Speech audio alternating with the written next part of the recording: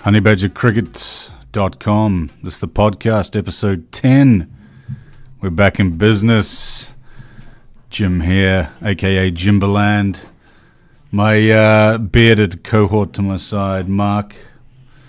What's good, Mark? Oh, what is groovy? Jim Burchell. How are we? Not bad, man. We haven't heard the DJ Bravo tune for a while, have we? And I forgot how much of a champion you are, Jim. I know he's a champion. We're going to get the DJ Bravo watch a little later on. But we haven't been on the air for a while. It's been winter in New Zealand. Episode 10, we've got a preview towards the new upcoming, Southern Hemisphere season. Should be rolling around in just over a month's time. We have an interview with one of our sponsored players, Nathan McNicol, who played for Canterbury in 2017-2018. He came to the studio last week and had a sit down with me, and I showed him the sights of Auckland. We did some touristy sort of things, and at the same time he came up and made a promotional video for honeybadgercricket.com, which should be out in the next couple of days. So did you take him on to Waiheke to a nice little romantic trip? No, we didn't have time there, but that would have been nice, wouldn't it? Really would. I thought Honey Badger Cricket would turn it on for. Well, we did to an extent. I mean, we went to see our good friends at the Zookeeper's Son after training at Minets and shooting as a promotional video, as I said there. So we had a couple of beers to finish off the day, and everyone was happy. Well, I think he was happy. It might come out in his interview. He might be sitting there going, "You're shit, Jim. I don't want to be here." But hey, it's Nathan McNicol, so that's coming up in the second part of the show. First part is just some housekeeping. You can find us now on SoundCloud, so look for us there. I'd like to say the exact address, but I don't know. Just type in SoundCloud and Honey Badger Cricket Podcast, and also you can find us through the Shoot the Shit NZ network, which is on Podbean. I've started using Podbean, Mark. I feel it. It's a lot easier to use than iTunes, which frankly sucks. I don't know and you're not very good with the technical side of stuff. No, it's just that it moves very fast, and when you're my age, if you don't take a refresher course in it, you're pretty much screwed. You struggle with Microsoft Word, haven't you? In the past, but I have got better at that. Yes, that's all right. I always use the same font still, though. Whoever switches their font in Microsoft Word, I always ask questions. It's always Arial. I use Arial 12. I think that's what everyone uses, don't it? So what have you been up to anyway? Oh, just a bit of work. And on the air. Yeah, trying my best. And just watching how good's the England India Test series been? Awesome, eh? Because you can say the Australia tour of England was a little bit disappointing. Yep. With not the best competitive cricket. Yep. Which is good for me because I'm a big England cricket fan. Sure. So that was good. But that India Test matches have been.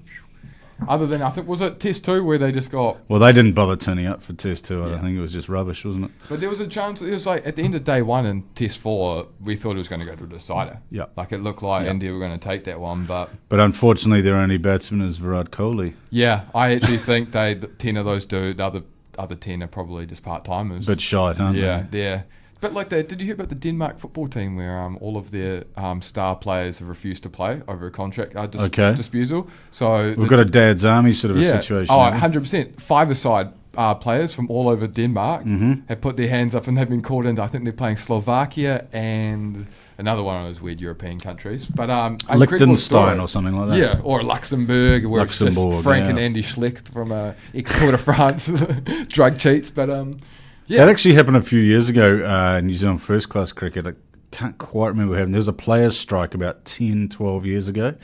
And they started the Plunket Shield or whatever incarnation it was in those days, with players basically from the second and third 11s from their respective provinces.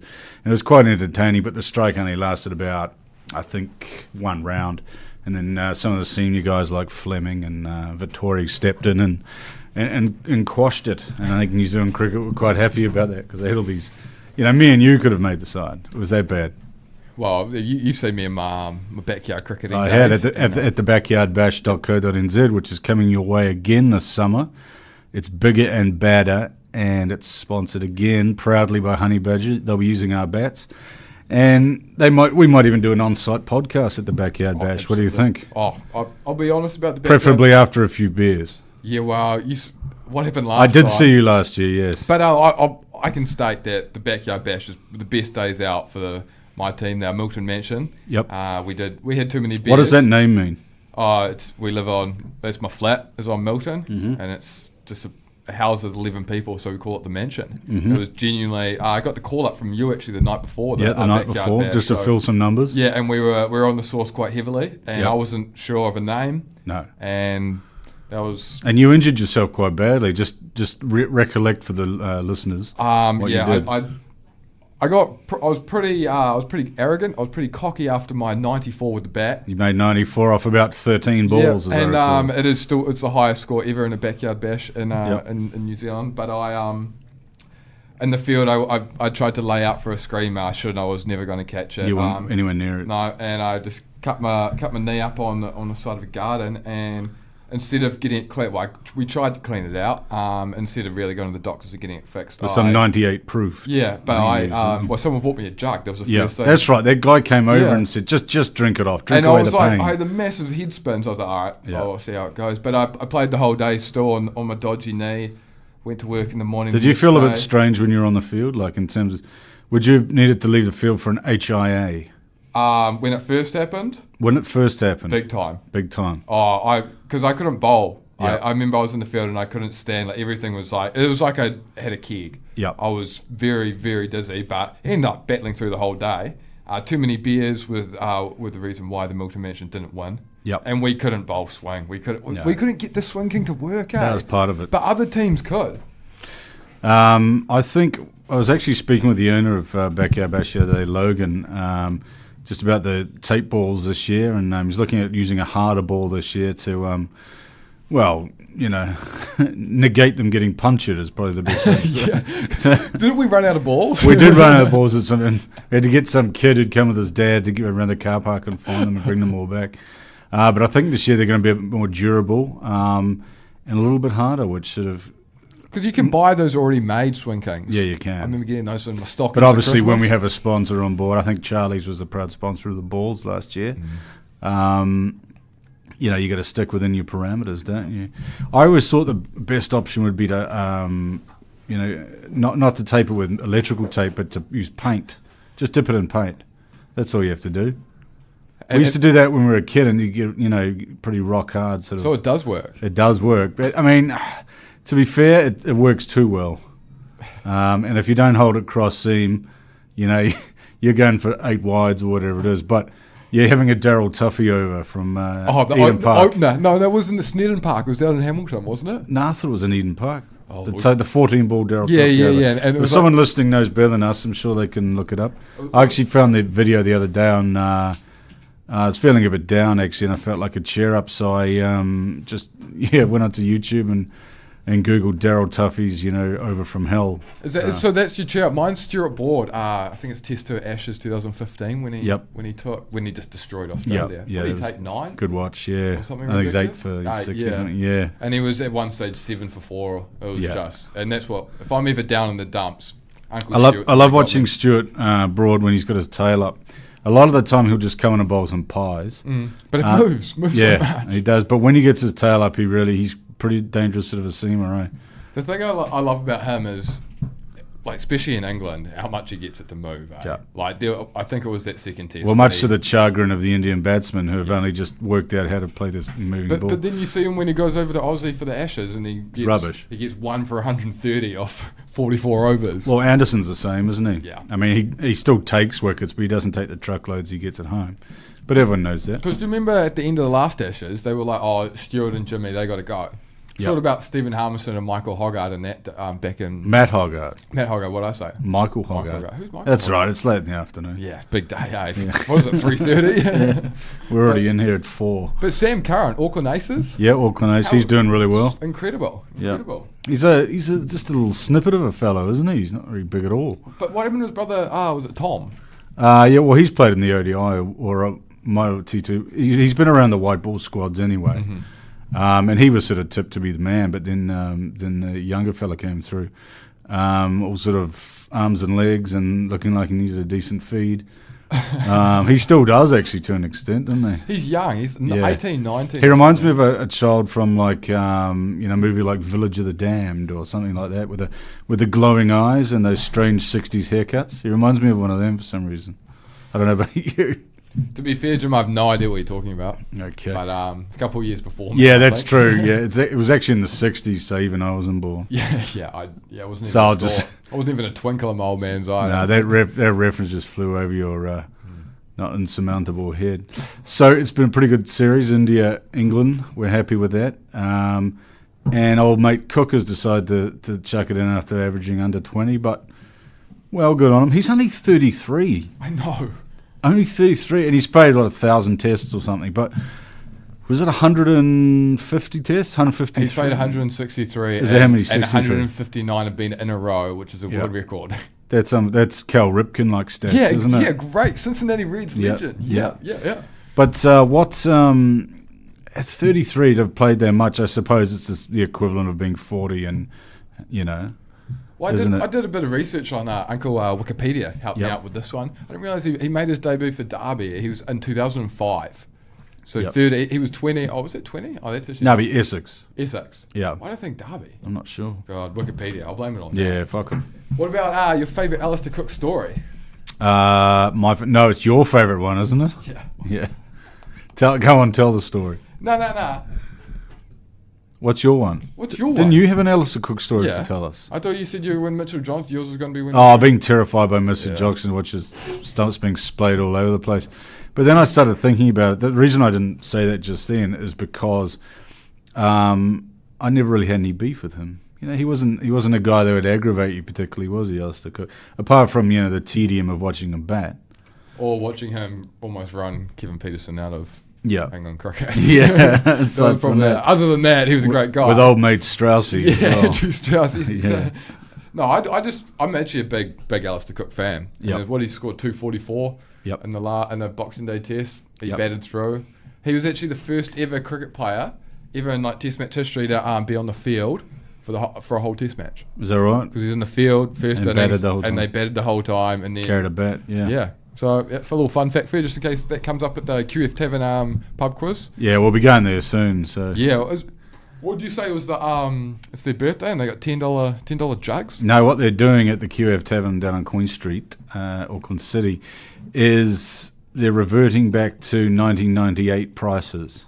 That's what they've done. Oh, yeah. Yeah. Well, I'm happy with that. I assume it's because it's their birthday. I mean, the building itself's been there for over 100 years, but that particular pub or that incarnation has been there since 1998, which is 20 years. So they're having a celebration of that. And much to our excitement, we'll be getting involved. But not before we have everyone's favourite segment, DJ Bravo Watch. What's he been up to? Busy. He plays cricket 12 months of the year. He does. Bravo, he's trying to milk it. How does he have time for his recording career? Oh, he's a superstar. Yeah, he does it all. He's probably got his own little. He'd probably have a studio in his car. Exactly. He'd have a van or something. Do you reckon he flies private jets? No, but in the video, you would presume he did if you watched his video. I've seen it a few times. Big fan, actually. I think he probably just gets on Caribbean Air or whatever it's called. Didn't you say Trinidad and Tobago Airways? Didn't they have 69 million views? 88 million. We were just looking at it. Champion. I mean, 86 million of them be mine, wouldn't they? But that's a shitload. It's an incredible. It's probably because he gives everyone a shout out. Yeah, that's true. Mandela, Barack Serena, Obama, Barack Obama, Michael Jordan. He really spreads it round. Maybe Brian Lara, I think, gets a shout. Chris Gale, 100% going early. Champion. Chanderpol's probably a champion as well. Yeah, I didn't hear any Chanderpols, did you? We're going to have to run it back all the way through, maybe. Yeah, no. Why doesn't he do a remix version and just include everyone that's ever played? Because he doesn't mention Viv Richards, because I think they've got a beef, haven't they? Oh, news to me. Yeah, I think they do. I think Viv can rub guys up the wrong way a little bit. Remember a few years ago, who was the wicketkeeper for the West Indies, and he tore off his shirt when he got 100, and it said, "Hey Viv, yeah, nah," because Viv said he couldn't bat for shit. I just remember who it was. It wasn't Ganga. It was. I'll think of it. Do you think he's just been wearing that every time he batted before he got a century? Luckily for him, it was sort of only within like a test or two. That's really I think, lucky. Yeah, which is okay because the t-shirt would, you'd have to make a new one. You couldn't wear the same sweaty t-shirt over and over. In the off chance you got 100, to say effectively fuck you to Viv Richards. Who's a guy I'd never say fuck you to. Nah, be he's perfectly definitely honest. not on my fuck you list. He looks hard, doesn't he? I think. Yeah, I wouldn't meet him in a dark alley. No. It would be. No. I think he would. Yeah. Anyway, He what would did Bravo do? So he was playing out. I don't think you know, but he loves playing 2020 cricket. Yeah, I didn't know that. He had a huge 2020 cricket. So can't remember what the league's called. Is it the NatWest in England? The Blast, Yeah, Vitality Blast. They've So changed the he, sponsor again. Yeah, So he played for Middlesex in that. he did. And just going through his stats, he was this typical DJ Bravo, 1 for 36, 2 for 24s. Yep. And then he didn't score many, Yep. but then when he did, it was 36 off 12. Yep. So it's good to see. But That's Darren Sammy like stats. yeah, yeah. But he's now playing for the Trinidad and Tobago Raiders. Sure. And Caribbean League, which is always on Saturday mornings. Saturday always and on- well, in Sundays, New Zealand Yeah, it New is, Zealand. yeah. And it's really, I always strap myself into a couple of Yep. those games. It's not a bad watch. But I he don't played mind. actual black cap Kiwi battler of 2020s, Colin Munro. I don't Colin know. Munro. He got 90 today. Yep. Oh, this is 90 off fuck all. because he had 60 against DJ Bravo's team. Did he? Which normally would have you in the news, but Yep. DJ Bravo. Here it comes. This is incredible. The last 5 balls of the innings, 5 sixes from DJ Bravo. Say that again. DJ Bravo, of the last 5 balls of this 2020 match against, I think, St. Kitts and Nevis? Nevis, I think Nevis? it's pronounced. Patriots. He just went bang, bang, bang, bang, bang. 5 bangs. 5 big ones. 5 bangs. He probably had 5 bangs after the game as well. Oh, probably an innings To be break. fair. In the innings break. That's right. Oh, well, come to an end of another episode. Well, not an end of episode, but we're going to subtly edit in the interview I did with Nathan McNicol last week and make it sound like one big podcast. Or have I've just revealed to everyone what we do, haven't I? Yeah, I think. Oh, well, fuck it. Oh, Yeah, well. It's absolutely. only going to get better, this show, isn't it? Yeah, absolutely. That's the premise anyway. All right, and we'll see you next time. We'll leave you a bit of Dwayne DJ Bravo with Champion. Don't forget to visit honeybadgercricket.com. We've got a brand new line of bats, pads, gloves, bags, T-shirts, hoodies, caps, whatever you want. Also, look into the Backyard Bash coming up. Backyardbash.co.nz. Is it the first one, North Shore, is it? It's at North Shore. It's up at the pub at Silverdale there. Off the top of my head, I can't remember the name. I should know. But get your team involved. It's a good day out as long as you don't rip your knee apart like Mark did. We'll see you next time. Stay groovy. Champion, me a real champion. Champion, me a real champion. Champion, me a real champion. Don't vex if your name not call. Me have to leave everybody some ball. We love soccer and dancehall. We love cricket and football. Come a dance in a my name we call. Champion, champion. Every trainee and every yard man. Champion, champion. Every BC and every Bajan. Champion, champion. Every trainee and every yard man. Champion, champion. Beanie a champion, Bounty a champion, Marshall is a champion, Bungie is a champion, Folland is a champion, Lara is a champion. Yesterday on the Honey Badger Cricket Show, episode 10, I got Nathan McNicol from the Canterbury, not Wizards, but now they're called the Kings, aren't they? They are, yeah. They are. How are you today, Nathan? I'm good, mate. Thank you. Good.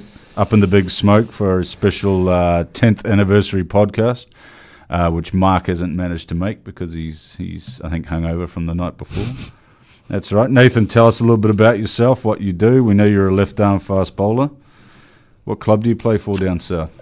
So I play for East Christchurch Shirley, Yep. based out of Christchurch. Yep. Any famous names come out of that club? Yeah, there's been some famous ones. Craig McMillan, Yep. Nathan Astle were two of the big ones. One of the more recent ones probably Michael Paps. Papsy, yep. Just retired last season, Yeah, just didn't retired he? last season. He's 137 years old now. Isn't he? He's been around a long time, Papsy, isn't he? Yeah, saved his best till last though, didn't he? That's right. No, he went really well. Because he made the move to Wellington there for a while, didn't he? Yeah, he moved a few years ago now, but Yep. And you're originally from, I had Timaru, but you've informed me it was Temuka, wasn't it? yeah, Temuka, which is it's basically it's the Timaru district, but It's the Timaru Temuka's district. just a wee small town Yep. just out of it. How many people in Temuka? Oh, it's about 2,000, I think. Just 2,000? Yeah. Okay. And about 1,500 of them either work for Temuka Transport at Fonterra. So Oh, is that right? Pretty So much. it's obviously a farming rural area. yeah, it's that a sort of rural thing. town. Yeah. Okay, fair play. All right, now last season you were contracted to the Canterbury Kings, as I keep, so make sure I don't say Wizards again. And you had some injury problems, didn't you? What was the issue? You didn't end up playing a lot last season, did you? No, so day 2 of the pre-season game against Otago, I dove on a ball that got hit back at me and I ruptured my pectoralis major. Shit. So it does sound major. Yeah, it definitely was a major. So the tendon that connects the top of the pec and the bicep just tore it to pieces and ripped it off the muscle. So did a good job of it. And how long was the rehab on something that nasty? Well, I'm coming up 11 months. And 11 months? I'm coming up 11 months and I've just started bowling full pace again. So. Okay. Because you bowl left arm, don't you? Was it on your left side? Yeah, it was my left hand. Okay, so you're shit out of luck, really, aren't you? Yeah. If that happens. Bowling's kind of like the easy bit now. It's learning to throw and stuff like that again. Do you throw with your left hand? Yeah, throw with my left hand. Okay. And what sort of workload are you getting through? Obviously, it's still pre-season here in New Zealand, but what sort of workload? Are they going to manage your workload? Or Yeah, so the plan is to make sure that I'm fully ready to go for the start of the season, which is about 6 weeks away. So I'll be starting next week. I'll probably start to get up around about 30 overs. And really still quite a bit then. Which is still quite a bit. And make sure that the body's 100% ready to go for the first game. And is your pace down at all? Or well, obviously it has been getting back into it, but I think we're looking at pretty much hitting back to where I was, which was full thing, which was nice. So what sort of measurement have you had in the past in terms of pace? I haven't had too much on the gun. Yep. I think my target this year is to be maybe touching 140. If I'm hitting late 130s and moving the ball, then I'm happy at that. Okay, because batsmen always say anything around the 140 is pretty sharpish. You know, you got to think twice about things at that pace. Don't you? Exactly. And I mean, I would rather almost bowl 135 and swing the ball than bowl 140 and not. So it's making sure that I'm finding that happy medium, I guess. That's still pretty healthy for a New Zealand seamer, though, isn't it? Yeah, exactly. That's the speeds. I mean, if late 130s and moving the ball is probably going to cause just as many issues as someone who's bowling 140, 145 and not. So. And not doing much, Who's the quickest on the local scene? You can say yourself if you're the quickest. Definitely not me. Is it in terms of New Zealand or in terms of in Canterbury? Yeah, in Canterbury. In Canterbury. I think we all know in New Zealand it's probably Lockie Munro or Lockie Ferguson. So I mean, he's pretty Lockie up there. Munro, he's a rugby player, I'm saying. There's actually another left armer in the squad, Andrew Hazeldine. Got a gig last year, and he actually surprised a lot of guys. He's probably a similar stature to me, quite small, but can bowl very quick. And then I guess on the other side of that, we've got Kyle Jamieson as well. He's a big towering sort of guy, isn't he? He's a big boy. We're actually hoping to get him on a show because I think Mark's played basketball with him before, so hopefully we can get him on. And Hillard's a nice. But I guess he's a very different kind of bowler. He's very tall and bangs it in, and I think I've actually umpired him when he was a school kid. I don't recall. Do you recall the school he went to? No. Okay, no. He come down to Canterbury from Auckland. So. Okay, yeah. I'm pretty sure I've umpired him because he was a big Giant sort of kid. Yeah, it was a man playing boy sort of situation, I think. So yeah, he's a big fella. I think he's just about touching on 2 meters. Yeah, that's good. I love extreme pace. I don't know. Obviously, you love extreme pace and you love bowling it, but there's nothing better than just seeing a genuine quick man just hurtling the ball down. Even if it isn't that accurate, I don't mind. Yeah. I was always a big fan of Heath Davis back in the day. Yeah, it's funny you say that because I've actually... it's nice. Australia Cricket have been doing like Monday memories and stuff on Instagram and watching Mitchell Johnson the other day and just some of the slinging Ashes, it down there, slinging it and just almost scaring batsmen out. Yeah. When he had that filthy mow as well at the time. It was horrendous, wasn't it? But I know what you mean, just intimidating, eh? You know? And I guess those guys, that's what New Zealand's fascination with guys that bowl quick and why they probably get a run so early as well is they just make batsmen feel uncomfortable. Yeah. And you know, you've got to be touching that 140 these days to make the best players, hurry up because it's meat and drink to them unless you're swinging the ball, isn't it? A lot of the time. In New Zealand, we've got conditions, particularly up in the North Island. Obviously, it gets quite humid. That suit swing bowling. And we've got some good guys on the low concede. Guys like Seth Rance and stuff do a bit, that sort of thing. But for me, I just still love genuine pace. I love guys banging it in. I umpired this lunatic called Tino Best in the UK. I was umpiring a Lashings game, and he was playing, and I had to no ball him for bowling about 5 bounces in a row, and he wasn't happy. And he's a fiery little guy. Is probably the best way to describe him. And he sort of started sulking and gave up in the field and started using his boot instead of the long barrier and all this sort of thing. But I didn't care because I just loved the ferocity of the sheer pace and that sort of thing, and just the aggression that goes with it. Do you know what I mean? Obviously, you want to harness both of those. And someone like Mitchell Johnson, was he the guy you'd like to bowl like the most? Was he the guy you'd think, shit, I'd like to bowl like Mitchell Johnson? Oh, I think in terms of left armers, I mean, I probably see myself trying to model myself more off what Trent Boult sort of does. Yep. But yeah, he's a hell of a guy to model himself. If I had the raw pace that Mitchell Johnson had, I'd be a happy man. Yep. That's I just and the same about left arm seamers as well, probably because they angle it across. It's something a little bit different, I guess. Yeah, and you've got to, you've always got to worry about the ball swinging back into you if you're right hand. Yeah, exactly. Hitting you on the toe and breaking your foot and smashing your. And then it brings that one that almost just goes straight across as well. So you obviously bowl to a plan. Saying an over, talk us through an over. Are you looking at? Are you most an outswing bowler or an in-swing bowler? So in-swing to the right-hander. Yep. Okay.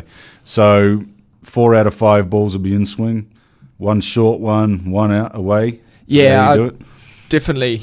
Especially in full. I don't want to give away all your secrets. Here. I'm just. I think it's no secret, and a lot of guys last year started using it as well. Is that you've got 2 bounces and over. Yep. So use them. Yep. And I think a lot of teams last year reverted to around the wicket bumpers very early on. Yep. Even whether it was a green seamer or not, if guys were playing comfortably, they were straight round the wicket at the rib cage.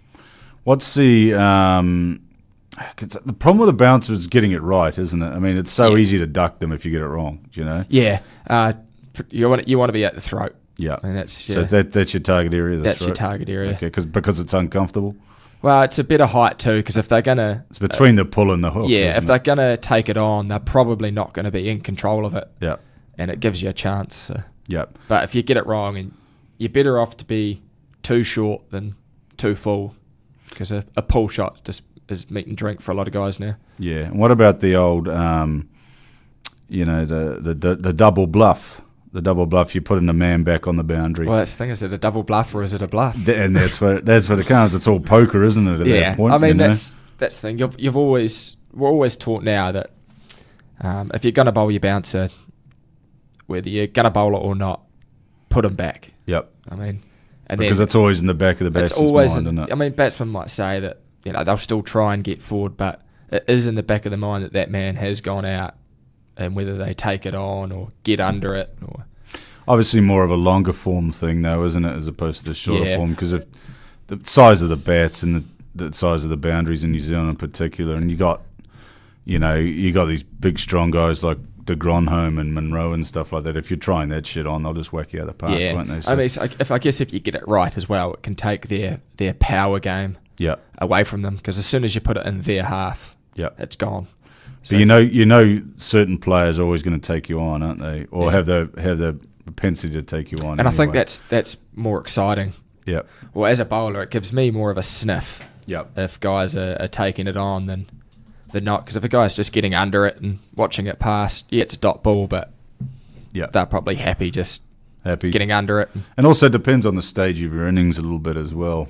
Whether you're, if you're seeing it pretty well, you're more likely to have a go, aren't you? Yeah, exactly. And I think especially white ball now, guys are more inclined to have a crack at it. Yeah. Well, absolutely. Because in the old days, they were scared to take on the boundary a little bit. And now, as I said, with the, size of the bats and boundaries and stuff, like, they're just like, it's not even a thing. They don't even think about it. Even if it's over extra cover or something, they'll have a go, at things now. So the The grounds just aren't big enough, are they? A lot of the time. No, a lot of the time it can be tough. Like I know a lot of guys. I haven't personally played there, but a lot of bowlers around the circuit talk about Pookie Park and almost the fear factor of bowling there, because it's just because you could go for like top edge 1,000 off your 10 or something. Couldn't you? Yeah, you go for a lot of runs and bowl well. Yeah. So yeah. I mean, I've actually never been to Pukura Park. I haven't umpired there or anything, so I'm not sure. It is as small as it looks? It's very small. Is it? Okay. Yeah, I personally haven't been there as well, but the word from the fellas, as soon as you see on the Super Smash draw especially, you're playing a game at Pookie Park. You're like, shit. You're like, 250, 220. Yeah, it's not much fun for a bowler, is it? No. I mean, but at the same time, it can offer you some good challenges, especially death if you're hitting Yorkers and stuff. Then yep. And if you're going less than almost 10s, then you feel like you're happy with that. Day at the office. Yeah, happy with that. What do you aim for in a T20? About 8 and over? Is it sort of that's par? Is it? Yeah. Well, I guess it all depends on the size of the boundaries and whatnot. Now I guess Canterbury's advantage is having Hagley Oval as their. That's reasonable dimensions though, isn't it? It's a big ground. You're looking at 75, 80 metres to clear the boundary. But that's where I think guys who aren't big hitters actually do really well there, because they hit the pockets and they're always scoring 2s or 3s and boundaries. I saw Henry Nichols bat pretty well there, just gapping it, and getting those 2s and 3s and stuff like that. So something you don't always see, these days is especially on those smaller grounds. Yeah, you wouldn't get it at Eden Park hitting straight, would you? No, you wouldn't run a 3 there. If you're running a 3 there, I think you're getting some overthrows. Yeah, or you're playing against sort of 8-year-olds or something. Yeah, that's your options. What's your favourite sort of format? I love T20 cricket, but I think that 4-day. Just because of the actual game, or as a bowler, or because you got to use a lot more variations, don't you? Still see myself as a bit of a purist, and red ball cricket is still the pinnacle. Like, we're talking. A lot of guys say that, don't they? Yeah, we went and watched a movie last night, and we were watching the test match updates while we were in the cinema. Okay. Just because it's the excitement of Test cricket's back, and the excitement of England getting rolled. Yeah, well, I mean, it's been such a up and down series. No one really knows what's going to happen. It's like India didn't turn up to the third test. They sort of didn't decide to start playing properly until around then. It was. I think they took a while to adapt to the conditions, which in the modern game they shouldn't, because they know what's coming. Well, that's the thing. There's no time, and they can replicate stuff. There's no time to warm into a test series anymore. No. And especially, I think now with this Test Championship starting as well, that'll rejuvenate Test cricket a little bit. Yeah. Yeah, I mean, I watched. What did I watch? I watched just up until after lunch, I think. Then went to bed. But England were.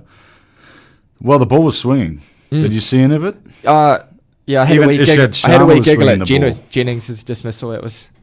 Oh, that leave, that horrible. What was he doing? Well, I think because he's nicked off in every inning so far. He's so scared to nick off. Yeah. He was just trying to leave everything and just. They're having some real problems with openers, England, at the moment. They're going to be. Because even now, Cook's starting to slide, you see. Well, that's the thing. I think Cook's almost just clipping the ticket because he knows that... He doesn't look interested, really, does he? There's no one else to really step up and... Because they got rid of Stoneman, who was about the 10th opener they'd tried, I think literally, like about the 10th guy they'd tried. And before that, they had that young kid, Hasib Hamid, and... Who else did they try? They brought Trot back, and they had... all sorts of guys, Carberry and all that sort of stuff. Yeah, I feel like Stoneman will probably end up getting another crack, I think. He actually looked... He looked resolute, He looked the best. That's what I thought too. Yeah. But he just didn't make the way to runs, did he? But like David Milan. I mean, it's a big step though, isn't it, from county cricket to international cricket. It was interesting though, because he was a northerner, wasn't he, originally, and then as soon as he went down south, he got picked for England, which doesn't do much for that old conspiracy theory of only guys from the south getting picked from England. Same thing happens in Australia with New South Wales, isn't it? Oh, yes. Yeah. Just about when the Australian players are available, it's like New South Wales. Yeah, that's Australian 11. That's the thing. But I think really it just comes down to the bigger metropolitan areas probably just have more players to choose from, Exactly. and that's really what it comes down to.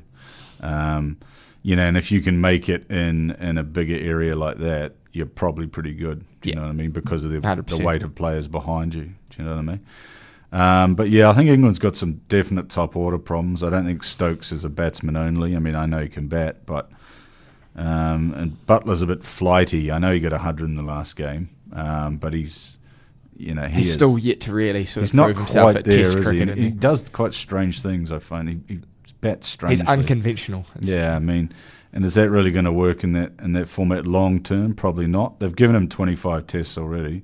Obviously, he's been recalled by Ed Smith, who's the, he's a guy who thinks outside the box. I think Ed. But they're bringing in new guys and young guys. This guy Pope, I literally, he caught me by surprise. I had to ask one of our guys, correspondents in the UK, about him. I didn't know anything about him at all. I didn't even know who he played for. I didn't heard anything about him. So now he's been jettisoned, but I think there was more of the balance of the side. But it looks like Curran, one of the Currans, Sam, he saved their ass, didn't he? Got 70 odd or something. Yeah, well, it's interesting because... And I think Moeen got recalled, and he got a few as well to get them out of a hole. Yeah, Moeen and Curran. It's almost like So he played Curran's over almost here, a better didn't he? batsman than he is Well, bowler. yeah, when he played for Auckland last season, he made some pretty good runs. Well, that's for the thing. Auckland. He was quite expensive in the He Super was. Smash, but he scored some good runs. Still, Yeah. he was bowling at Eden Park number 2, which is not a nice place to bowl. It's horrible. You get tonked. So it's interesting if India can level it up. Obviously, that'll I think for the set things for up the for the series, Oval. it'd be nice. It would be 2-all nice. heading into the last to be, and arguably probably the best thing for Test cricket as well. Yeah, Having a series going down to the last Test match would be nice. especially for a purist like you. Exactly. You know what I mean? New Zealand is, I've put in inverted commas, touring Pakistan, because they're not touring Pakistan, but they're Playing Pakistan, but yeah, that's coming up. I think it's next month, isn't it? yeah, They're they off to the start with the UAE T20s, I think. Yeah, okay. So they start with the T20s, and they're split between Abu Dhabi and the UAE by the looks of things, Yeah, which is only about an hour flight, so they might as well just get the bus. And I looked at the scheduling there, and it looked really strange. Like one game was, they were in Abu Dhabi, and then they'll go to Dubai or wherever, and then come back to Abu Dhabi for the third game. It didn't really make any sense, wouldn't you sort of put them all together? And it's going to be one of those situations where it's a big, vast stadium with 12 people watching the game. Exactly. It's ugly looking on TV, isn't it? And it's 400 degrees. Yeah, it won't be cold. It won't be cold, and and the Pakistani guys will rough up the ball and they'll be hooping around a little bit. And I don't mean illegally for anyone listening. I mean that it's very dry there, is what I mean. There'll be a few bounce throws coming in, I think. There will be, yeah. So it should be quite an interesting series, actually, over there. New I Zealand. hope it's not like it is a few years ago where it was just absolute roads and each team had a bat and then it was boredom, wasn't it? That was the draw. I remember seeing it. It was absolute, not even worth watching. New Zealand's picked Ajaz Patel, who's been around the scene for quite a while. He's been a good bowler on the scene. Originally from Auckland, actually went down to CD, and he's really made his name down there. So it'll be interesting to see how he goes, because I think Mitch Santner's still injured, isn't he? Yeah, his knee's not ready. I saw him on the Auckland motorway the other day in a sponsored car. I was going to ask him, but I didn't have time to stop. It was moving too fast. Are you still injured or not? That's what I was going to say to him. So, so it'll be interesting to see how Ajaz goes anyway, and be an interesting series, actually. As you say, I'm praying it's not going to be a road as well, because it'll just bore the shit out of me and I'll have to go to bed. You know what I mean? I think it's actually it'll be on about 5 p.m, won't it? Yeah, hopefully it's looking not at the too time bad. zones. It'd be nice, settle in for the evening and Yeah. the night watching a bit of Test cricket. It'd be nice. Because they obviously deem Pakistan too much of a security risk still for us to tour there, which fair enough. I've never been there. I don't know. I don't think I'd want to go there. You wouldn't want to go there? No. Apart from Pakistan, what's the worst place you've played? India. India? Yeah. What was bad about it? Oh, what was nice? Okay. I think it would have been alright if I bowled left arm tweakers. Yeah. No, it was hot. It was dirty. It's really hot was there. Sticky. Yeah. The pitch hadn't seen a blade of grass. Yep. It it was tough. There was some sort of pre-season tour, was it? Yeah, so Canterbury opened up the opportunity to head over in the pre-season last year. Yep. Which was nice. So at least I got to play one game for the season. That's we right. Spent a couple of weeks over there training. And what part of India were you in? we're in Chennai. Okay. So it was very humid and very, very sticky. Yeah. A lot of time spent in the pool at the hotel. That's right. And what was the hotel like? Oh, the hotel was beautiful. Yeah. It's like a 4 or 5 star hotel. And you're probably treated like gods, were you? We were treated like royalty. Yeah, we were all through we're basically all a bunch of amateur cricketers as such. Heading over there, and we were all over the paper, and everywhere we went, everyone was asking. And who did you play, like Chennai rep team? So we played. It was like an invitational 11. Yeah. We played at the Chennai University. Yeah. The outfield was like a billiard table. Yeah. It was beautiful. Yeah. The only bit of green grass I'd seen in India. Is that right?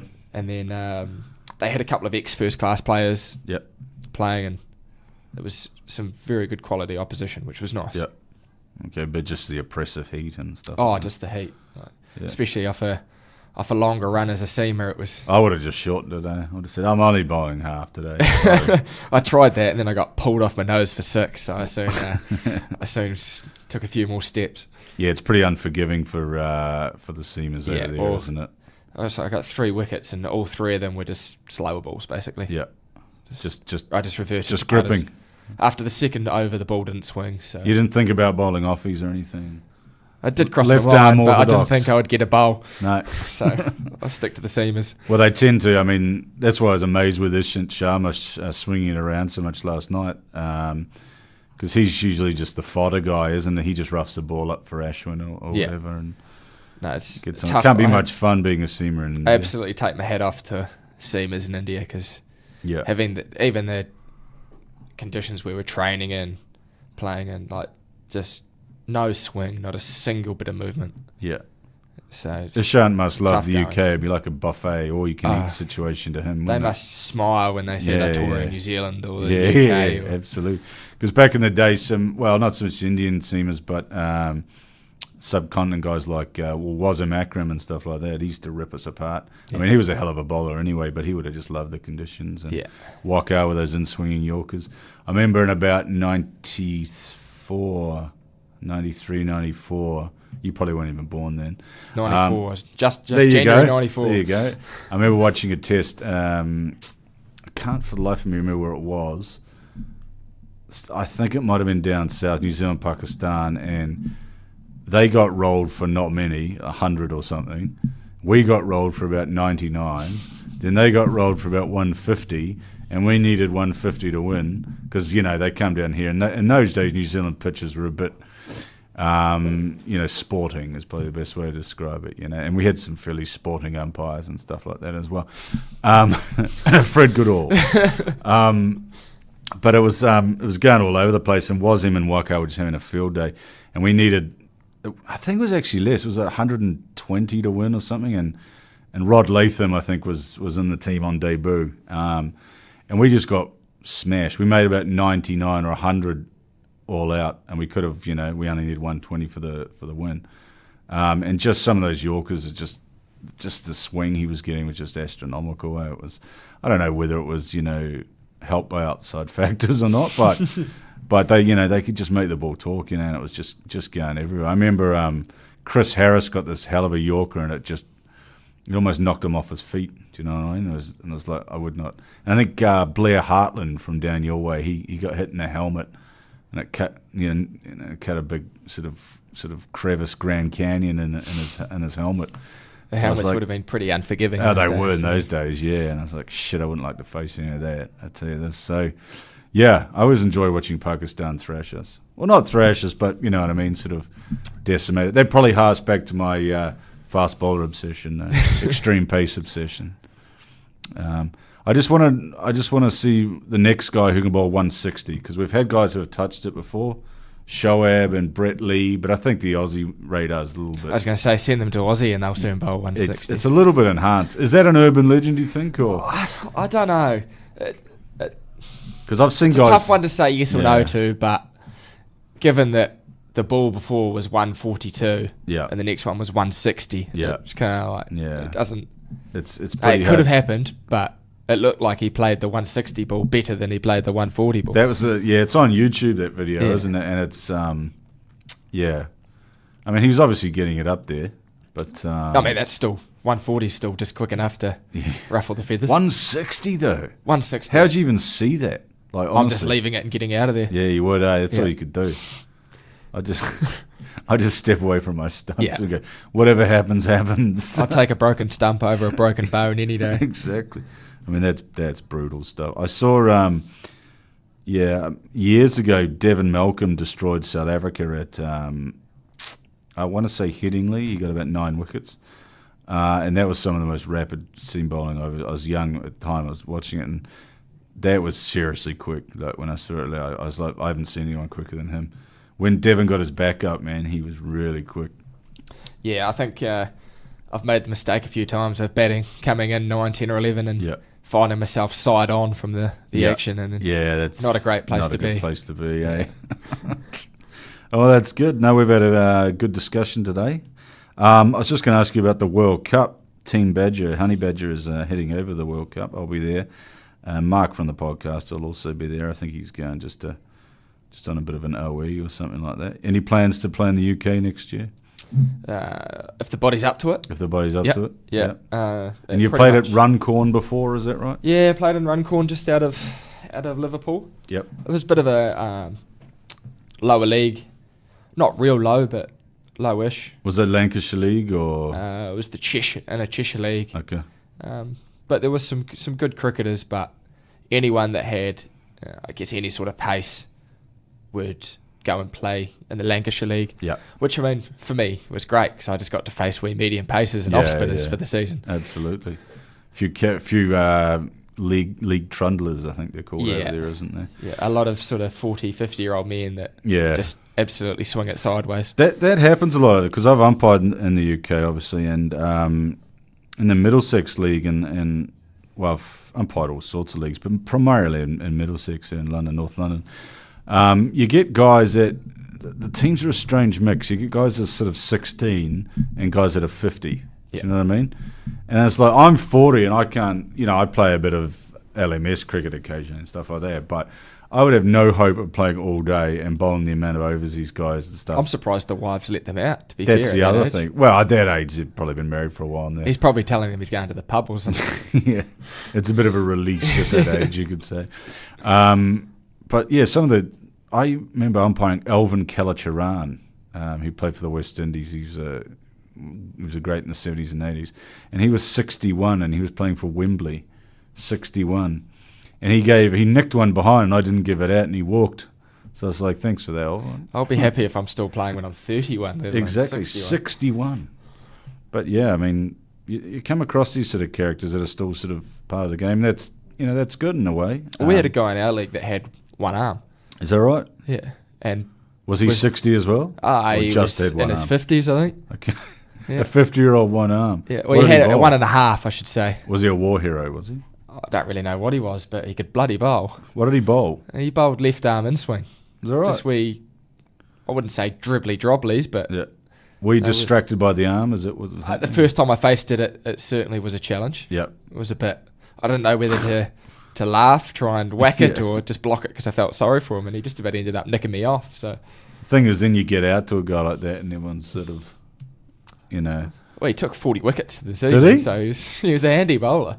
Shit, we should try and get him on the show.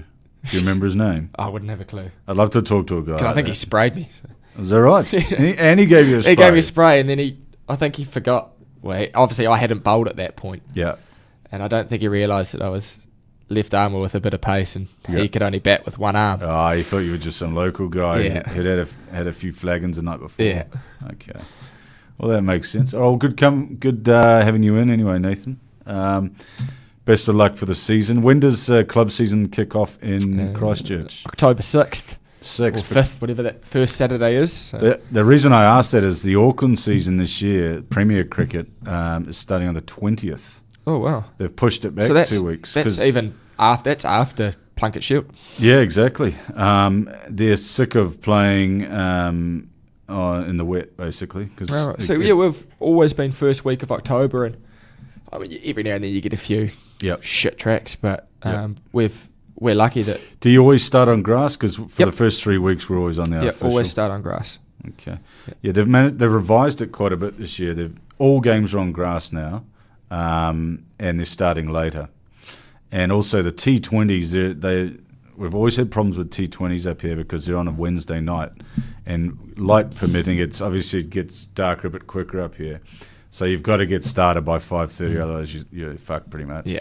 But also with Auckland traffic being the way it is, you get guys running onto the field 5 overs in the game and stuff like that. So it's just chaos. We had the odd Thursday night game. Yeah. Obviously we probably don't get dark till 9 o'clock. Yeah. Down there. But we played double games on Saturdays, which was really good. Yeah, well that's what they've decided this year. And 3 or 6 teams at the one ground. Yep. And just get them done. Get them done. That's a good way to do it, I think, and that's what Auckland Cricket's their new initiative this season, because I think they were going to put them on Sundays, and we had about 3 or 4 Sunday rounds last year, and they're very unpopular. I'd imagine so. They're very unpopular. There'd be a few club cricketers at like a Saturday night, and a few wives and girlfriends and stuff like that who get pissed off because they want you sweeping the yard or mowing the lawns or something like that. So anyway, looking forward to that, and go well for the season. Thanks for coming on the Honey Badger Cricket Podcast. No worries, thank you.